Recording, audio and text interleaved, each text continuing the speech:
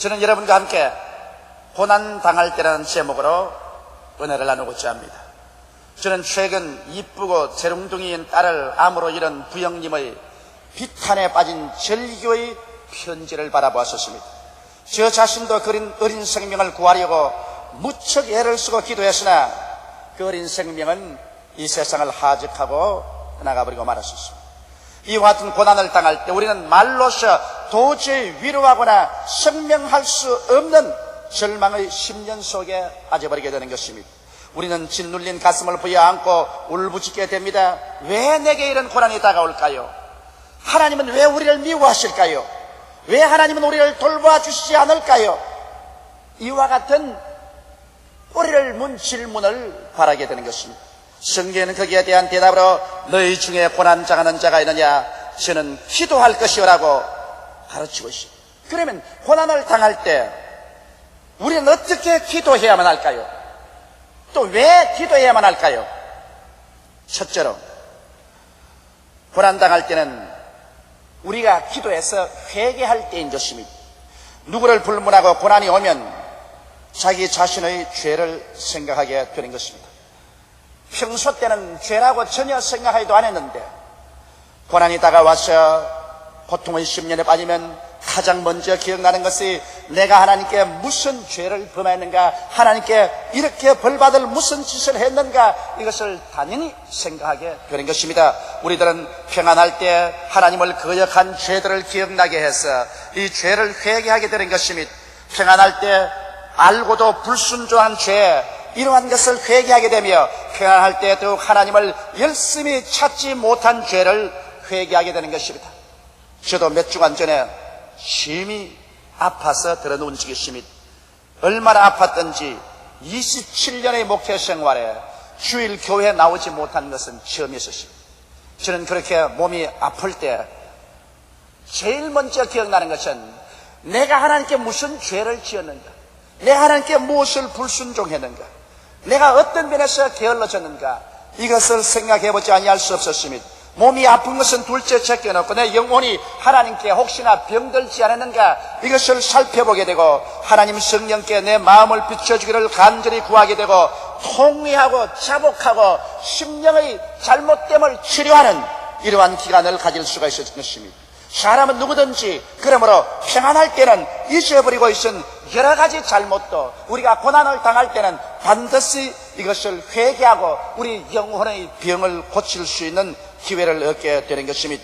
이렇기 때문에 여러분, 우리에게 반드시 평안의 날만 좋다고 생각할 수는 없는 것입니다. 평안의 날만 다가오면 우리는 하나님 앞에 거역하고 하나님을 불순종하고 하나님을 열심히 찾지 않은 이 모든 행동을 그대로 덮어놓고 지나가버리고 마는 것입니다. 이런 것이 쌓이고 쌓이면 우리의 영혼이 병들게 되고 급기야 어느 한순간에는 하나님을 등지고 세상으로 흘러가서 영원한 영혼을 잃어버릴 위험 속에 처하게 되는 것입니다. 이렇기 때문에 하나님은 때를 따라 우리에게 맑은 날만 주는 것이 아니라 비오고 폭풍 위는 고난의 날도 허락하여 주심으로 말미암아 우리 스스로의 생애를 깊이 돌이켜 살펴볼 수 있게 만들어 주시기 때문에 평안한 날만 우리 하나님께 감사할 뿐이라 고난의 날을 다가올 때 원망 불평하지 말고 오히려 하나님께 감사하는 우리들이 되어야 될 것인 것입니다. 인간으로는 견딜 수 없는 고통이 다가오는 것입니다. 여러분, 고통은 우리가 즐기라고 다가오는 것이 아닙니다. 우리에게 감당할 수 없는 괴로움을 가지고서 다가오는 것입니다. 사람은 괴로워할 때 비로소 통회하고 자복하며 자기의 단단하게 굳은 위선이 다 깨어져 버리고 마는 것입니다. 고난의 채찍에 맞을 때만 우리는 진실한 헌신을 하나님께 하게 되는 것입니다. 더욱 주님의 뜻대로 살기로 작정합니다. 세상의 탐심이 다 떨어져 나가고 이제 살든지 죽든지 흥하든지 망하든지 성하든지 쇠하든지 하나님이여 주의 뜻을 쫓아 살겠습니다. 고난의 채찍에 맞을 때 우리는 하나님의 뜻에서 빗나간 발걸음을 돌이켜서 하나님 뜻을 찾아 하나님 중심으로 돌아오게 되는 것입니다. 그뿐 아니라 물질을 들여서 시간을 들여서 이젠 몸을 들여서 적극적으로 하나님을 섬기겠다는 새로운 마음의 결심을 하게 되며 삶의 방향을 바로 잡아서 이상도 방황하지 아니하고 이제는 분명한 목적을 갖고 살겠다고 헌신을 하게 되는 것입니다. 오늘 수없이 많은 사람들이 고난을 통해서 자기의 잘못을 깨닫고 모든 탐욕을 벗어버리고 헌신하여 하나님의 위대한 일꾼들이 되어서 주를 섬기고 있는 것입니다. 고난은 반드시 선악간의 삶의 깊은 변화를 가져옵니다. 고난당할 때 회개치 않고 오히려 완하게 해줘서 반항하고 하나님을 대적하면 그 결과는 파멸에 처하고 말지만은 고난당할 때 깨어져서 회개하면 고난은 오히려 큰 축복으로 변화되는 것입니다. 성경을 통해서 보게 될 때 하나님의 위대한 종, 하나님의 택에서 사용하는 사람치고 고난의 풀무불을 통하지 않은 사람은 한 사람도 없습니다.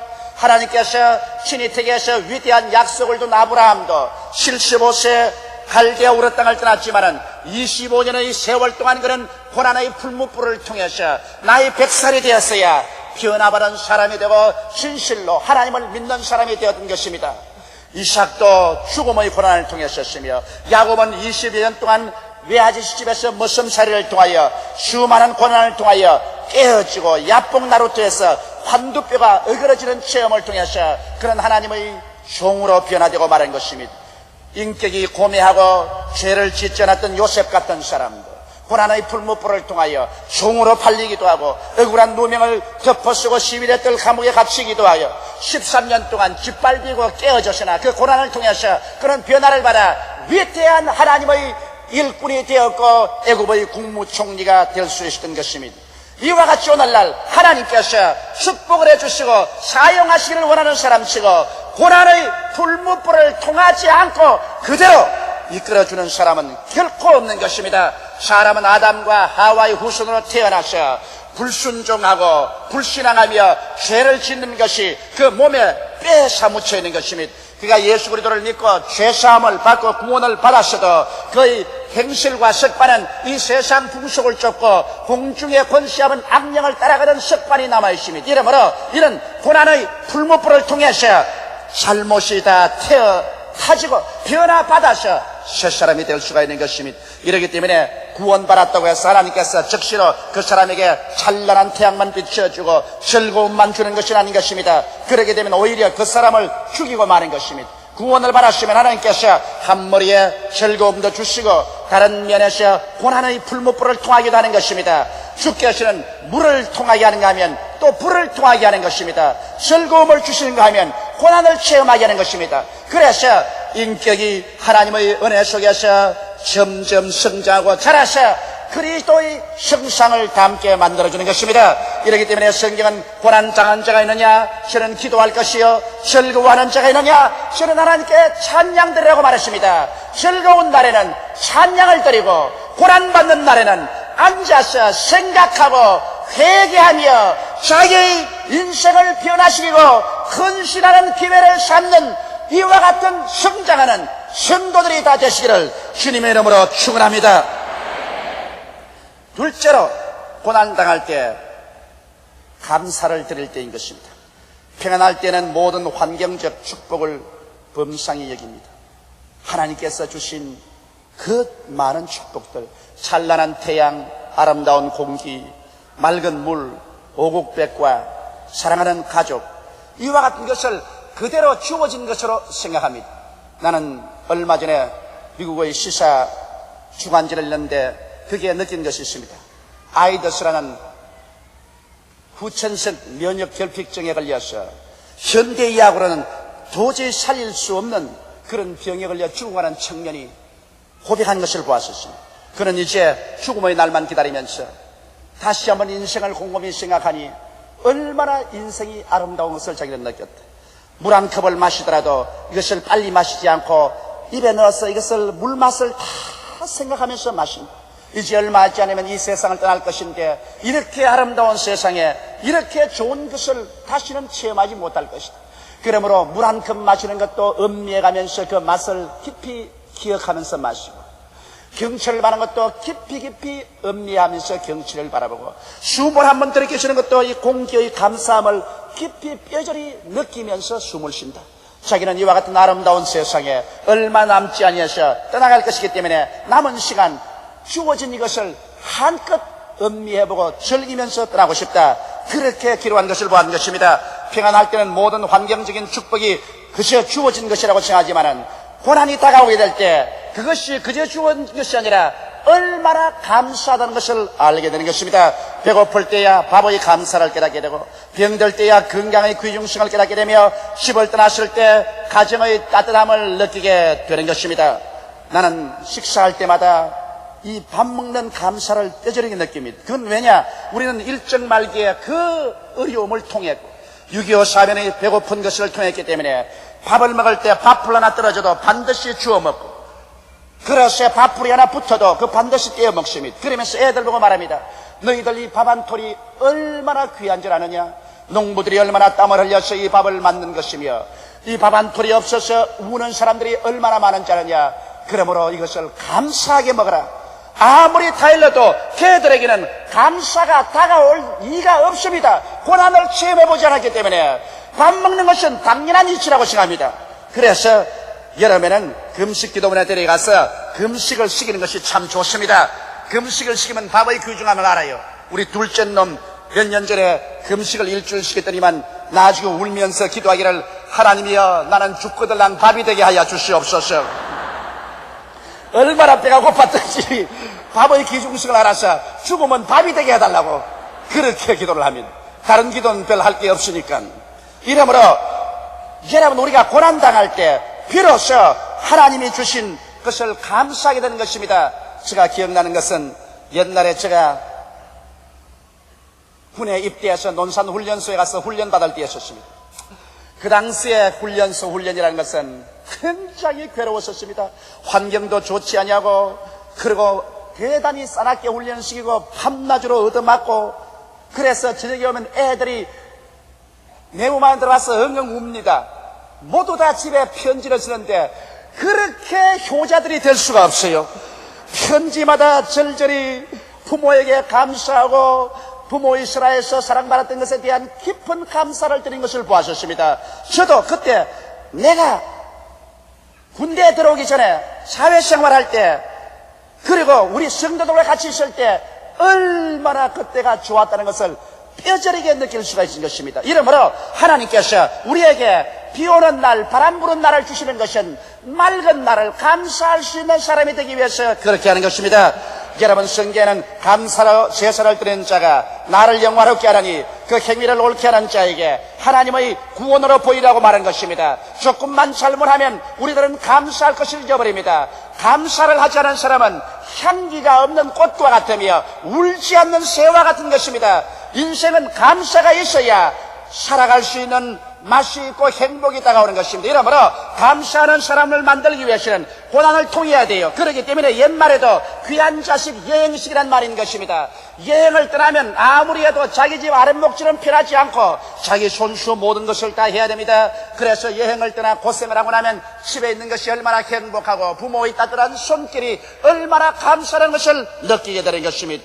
이러기 때문에 고난을 통하여 범사에 감사한 것을 배워야 하는 것입니다. 고난이 핥히고 지나간 가슴에는 없는 것에 대한 불평보다도 있는 것에 대한 감사를 깨닫게 되는 것입니다. 너무나 많은 사람들이 오늘 이 세상에 살면서 언제나 자기 환경 가운데 없는 것을 발견하고 원망과 불평을 합니다. 자기 남편에게 없는 그와 같은 능력을 바라보고 불평을 하고, 자기 아내에게 없는 여러 가지 성품을 발견하고 아내에 대한 불평을 말하며 가정에 부족한 것을 보고 불평하고 사회와 국가에도 없는 것을 꼬집어내어서 불평을 합니다. 사람들은 태어나면서부터 언제나 부정적인 것, 어두운 것, 이런 것을 파헤쳐가지고서 원만 불평을 합니다. 오늘날 여러분 매스컴을 보십시오.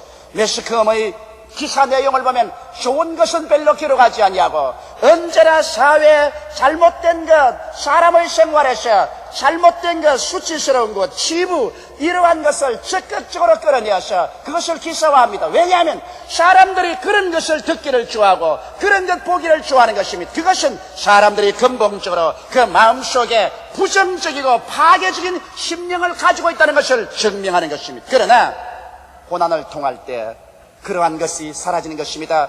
고난을 통할 때는 없는 것을 가지고서 불평, 원망, 탄식할 것이 아니라 그래도 지금 남아있는 것, 가지고 있는 것, 현재 있는 것 때문에 그것을 감사하고 감격하게 되는 것입니다. 이러므로 고난이 우리 인격을 변화시키고 치료시키는 중대한 하나님의 약재가 된다는 것을 알아야 되는 것입니다. 이러기 때문에 옛말에도 좋은 약은 입에서 쓰나 몸에는 좋다고 말한 것입니다. 고난은 우리의 생활 가운데 쓰디쓴 체험으로 오지만은 결과적으로 우리의 인생을 위대하게 살 수 있도록 변화시켜주는 하나님의 양약인 것을 우리가 알고, 고난당할 때 원망 불평하지 말고 오히려 고난을 감사함으로 받아들이는 여러분 되시기를 주 이름으로 축원합니다.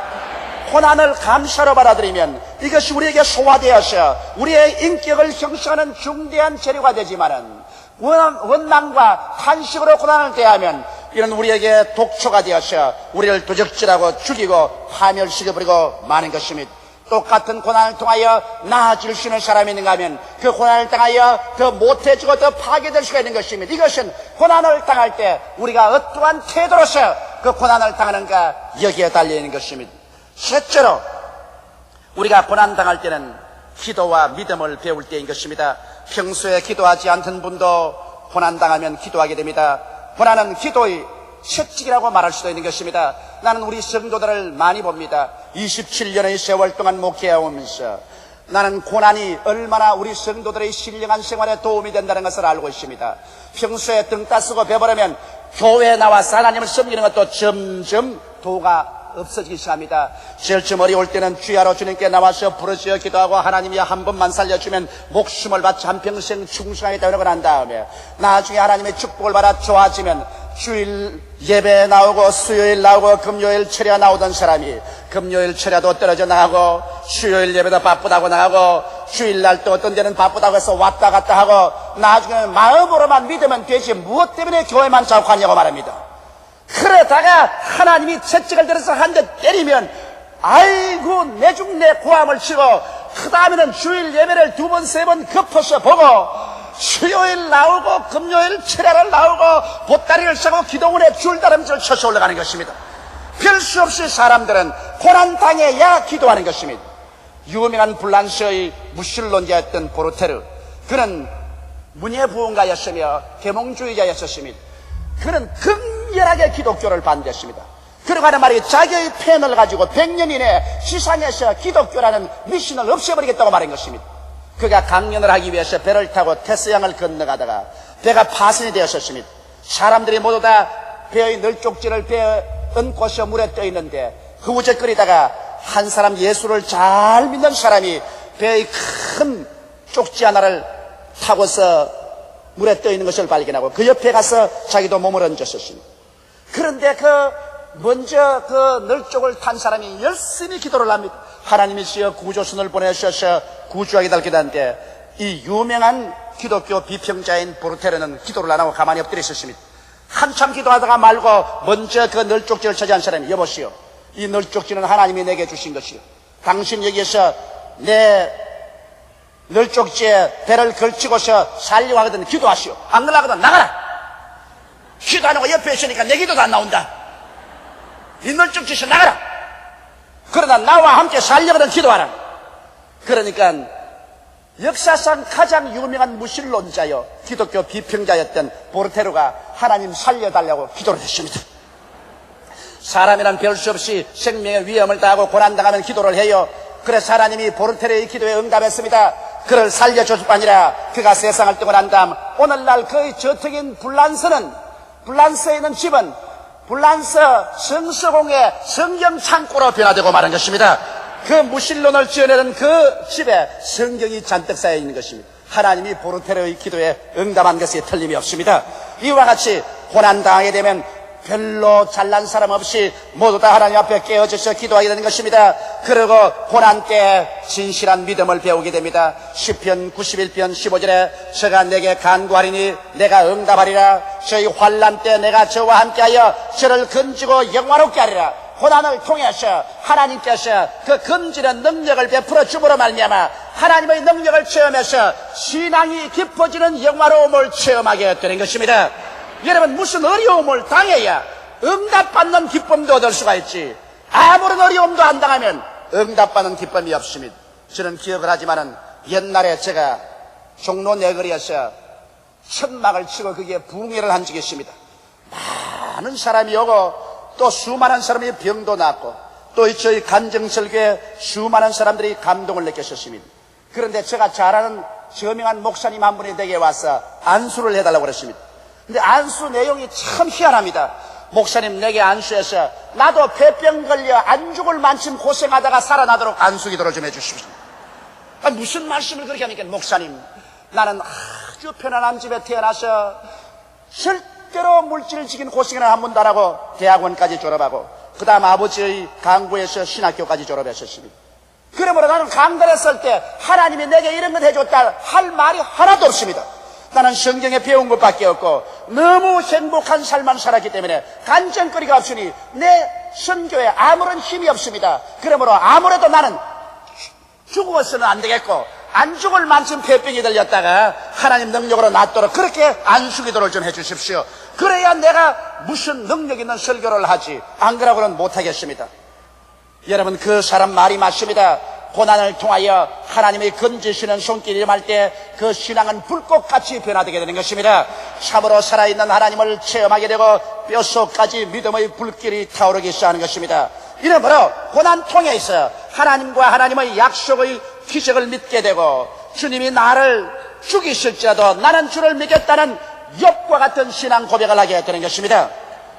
여러분, 우리 교회에 나오는 김경순 자매님은 예수를 안 믿는 불신자였습니다. 가족 전체가 예수의 예자도 몰랐습니다. 그러나 그 아들이 자전거를 타고 밖에 나가다가 차에 부딪혀서 쓰러졌는데 병원에 가서 때리다 보니까 팔의 관절이 박살이 나버렸습니다. 의사의 진단으로는 여기에 인공관절을 만들어 넣어야 되는데 그걸 만들어내면 이 팔은 자라지 않고 몽탕팔이 되고 만다는 것입니다. 그래서 도저히 인공관절을 만들어 넣었다가는 병신이 되겠으니 안 되겠다고. 그래서 물리치료반 데 가서 보니까 넉 달 동안 치료를 해도 이것은 뻗퉁팔이 되고 말지 이 팔이 설 수는 없다 그러면 절망에 처했어요. 그러나 인공관절을 해놓을 수는 없고 물리치료를 당기면서 평생에 기도하는 사람이 기도를 하기 시작합니다. 하나님이여, 이 죄 없는 자식이 왜 이렇게 됐습니까? 죄가 있으면 내가 죄가 있지, 부모가 죄가 있지, 왜 자식에게 죄가 있습니까? 아이고 하나님이여, 내 죄를 용서하시고 이 자식을 고쳐주시옵소서. 예수의 예자도 모르면서 고난 처하니까 입에서 기도가 술술 나옵니다. 그 기도하는 소리를 병원에서 왔던 우리 성도가 들었었습니다. 듣고 난 다음에 어떻게 됐냐? 예수 믿는 사람이냐? 아니요, 예수 믿지 않습니다. 어떻게 기도를 하느냐? 답답하면 기도할 사람 누가 있느냐? 그러면 응답받을 분에게 가르쳐주겠다. 그래서 곧장 그 집에 따라와서 그곳에 있는 구역장을 인도를 해 주었습니다. 그래서 구역장이 와서 예수께로 그 가족을 인도하고 난 다음에 안수하여 기도를 해 주었는데 구역장 안수를 받고 난 다음 물로 찜질을 하는데 그만 팔이 움직이기 시작하거든. 그래서 놀래가지고서 이야말로 하나님이 살아계신다고 그때부터 물리치료받는 것을 그치고 구역장님 집에 가서 계속 안수를 받은 결과에 2달 만에 박살이 났던 관절이 깨끗이 나서 마음대로 이제 움직이며 사용하게 됐다. 그래서 고난을 통해서 기도하는 것을 배우고 고난을 통해서 살아계신 하나님을 의지하고 그 결과로 온 가족에 다 구원을 받아서 하나님께 영광을 돌린, 그리고 말하기를 이제 돌아보니 자전거가 차에 부딪혀 내 아들 관절이 부러진 것이 얼마나 고마운지 모른다. 그 관절이 부러졌기 때문에 우리는 온 가족이 천당 갈 수 있게 되었다고 말하는 것입니다. 수많은 경우에서 고난이 우리로 하여금 하나님을 만나고 기적을 체험하고 위대한 삶으로 들어가는 인문이 된다는 것을 알아야 될 것입니다. 고난은 심신에 무서운 타격을 가져오는 시련이지만은 그 누구도 고난당하기를 원하는 자는 없습니다. 그러나 참으로 굳세고 부드럽고 예수 믿고 헌신적인 인품은 고난의 용광로를 통하지 않고는 결코 만들어지지 않습니다. 우리는 고난당할 때 불평, 원망이나 반항적이 되지 말고 깨어지고 항복하고 순종하고 기도하면 하나님의 때가 이르면 하나님께서 고난의 불에서 나오게 할 때 금같은 사람으로 변화되어 나오게 되는 것입니다.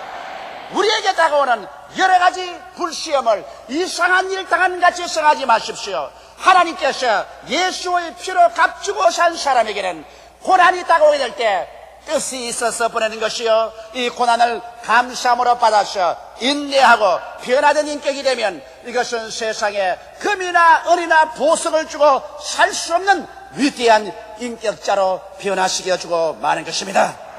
다 같이 고개시켜 기도드리겠습니다.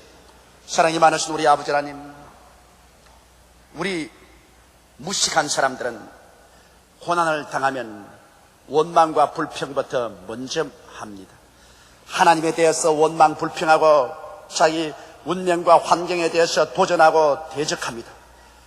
바울아 바울아, 네가 가시처를 뒷발질하기에 고난스럽다고 말한 것처럼 고난에 대해서 우리가 반항을 하면 가시처를 발길로 차는 것에 대해서 피투성이가 되고 더 파멸할 것밖에 없습니다만, 고난을 감사히 받아들이고 그를 통하여 연단을 받게 되면 하나님과 사람 앞에서 기림을 받는 위대한 변화받은 사람이 된다는 것을 알게 하여 주시옵소서.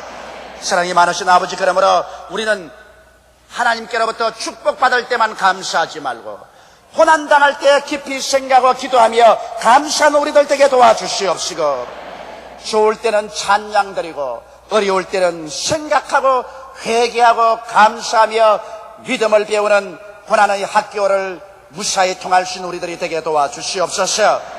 그래서 우리 성도들이 한 사람도 남김없이 부족함이 없는 하나님의 아들의 형상을 담는 사람들이 되어서 영혼이 잘됨같이 범사에 잘되며 강건하고 진실로 생명을 얻되 풍성하게 얻는 연단받은 사람들이 되게 도와주시옵소서.